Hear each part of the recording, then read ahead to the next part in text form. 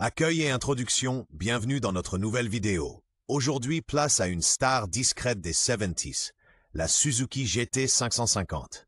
On vous montre pourquoi ce 3 cylindres 2 temps refroidi par air fascine encore, où se situent ses limites et à quoi faire attention avant l'achat. Présenté par Motorize.d, votre référence pour les pièces détachées neuves et d'occasion.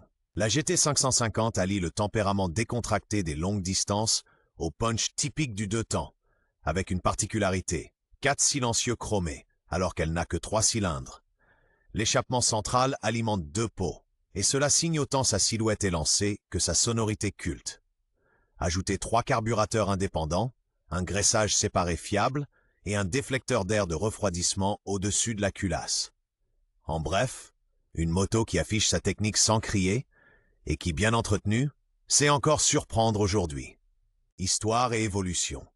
En 1972, Suzuki lance la GT 550, maillon central de sa famille 3 cylindres 2 temps, entre la GT 320 et la GT 750. L'année de ses débuts, codée J en interne, elle reçoit à l'avant un frein à tambour à double cam. Dès 1973, sur la version K, un disque fait son apparition.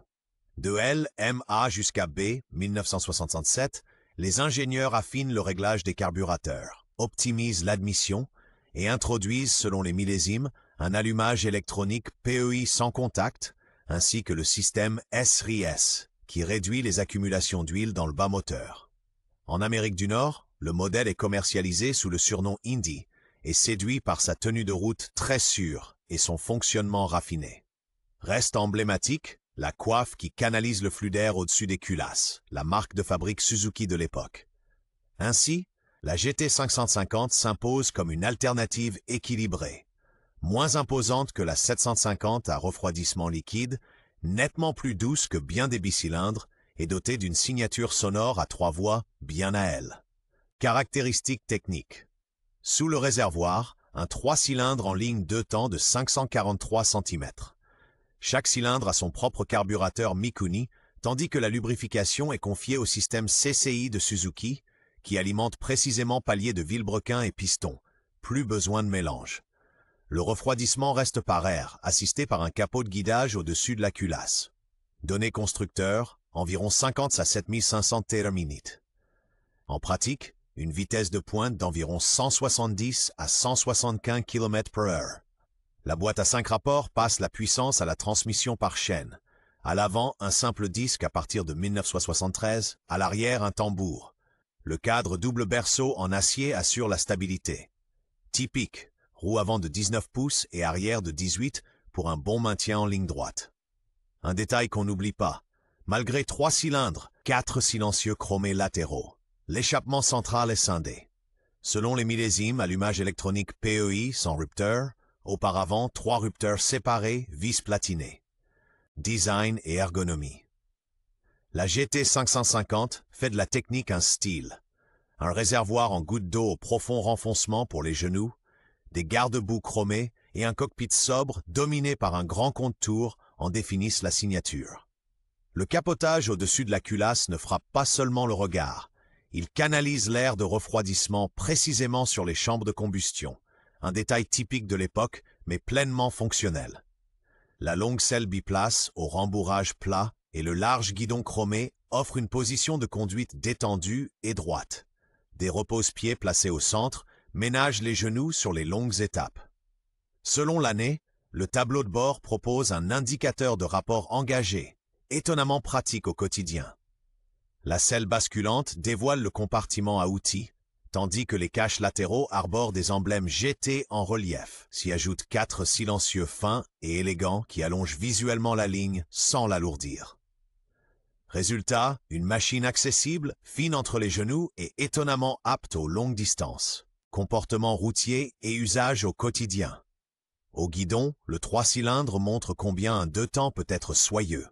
Dès les mi-régimes, il reprend proprement et sans vibration, puis il prend volontiers des tours. La boîte se manie en douceur, et la longue 5e fait tomber le régime sur route. En ville, la température reste sage. Sur route, la Suzuki préfère des trajectoires rondes et propres aux changements brusques. Avec environ 200 kg tout plein fait, elle est bien plantée et tient son cap sans nervosité. idéal pour les sorties plaisir. À partir de 1973, le disque avant apporte nettement plus de marge. À l'arrière, le tambour demeure. Atout du quotidien, le graissage séparé. On fait le plein d'essence et on roule. Détail pratique, la béquille centrale de série qui facilite l'entretien de la chaîne et la dépose de roues. La consommation et le parfum typique du deux temps font partie du tableau, qui roule en anticipant et un fonctionnement soyeux et un comportement sain. Point fort. La GT 550 brille par son équilibre, fonctionnement soyeux, du répondant et une mécanique franche. Son 3 cylindres 2 temps de 543 centimètres délivre un couple large et facile à doser, sans l'agitation de certains monos.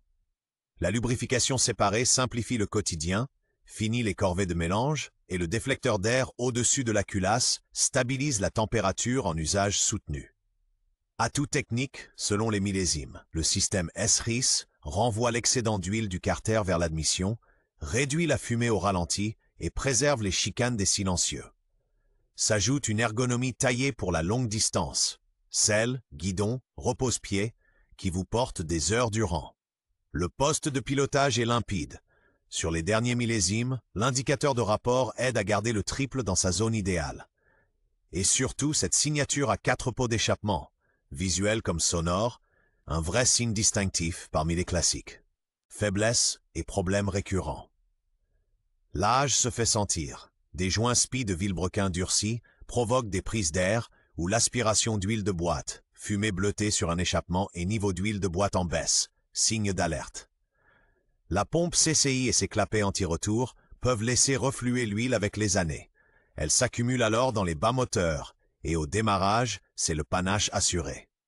Les 3 carburateurs sont sensibles à des pipes d'admission fissurées ou poreuses et à une mauvaise synchronisation, d'où un ralenti capricieux et du clitis. Le tambour avant double cam des premières séries freine moyen. À partir de 1973, le disque aide, mais son étrier flottant a tendance à gripper. Côté électricité, les 3 rupteurs réclament un réglage au cordeau.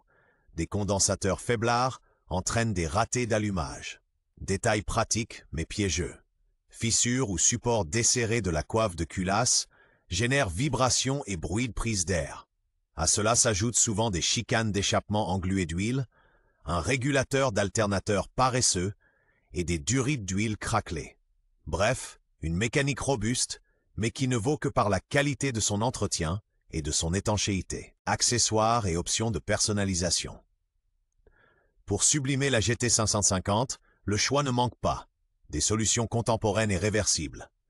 Des pots de détente X-Speed ou Gemco libèrent une poussée nettement plus marquée au-delà de 5000 TM/min, à condition d'accompagner le tout d'un recalibrage soigné des 3 carburateurs Mikuni.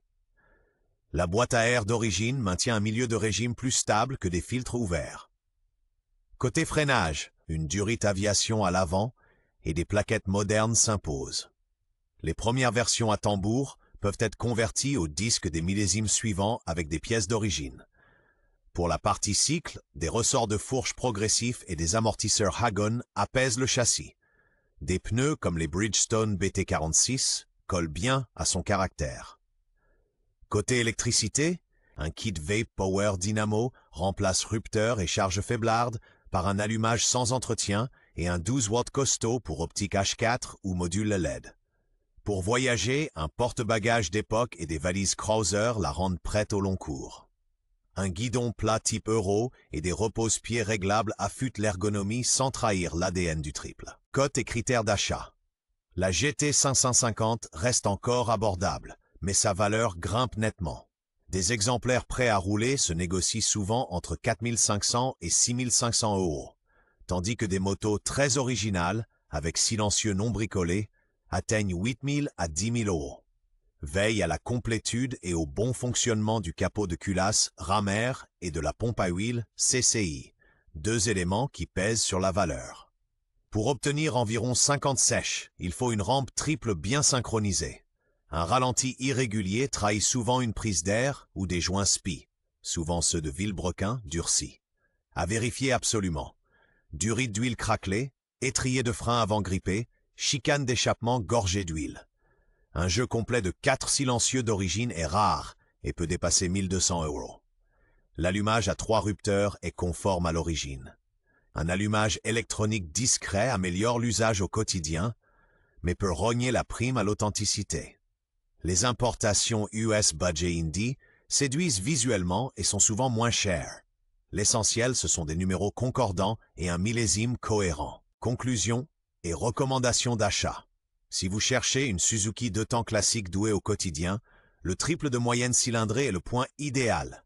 Suffisamment de puissance, beaucoup de caractère, peu de caprice.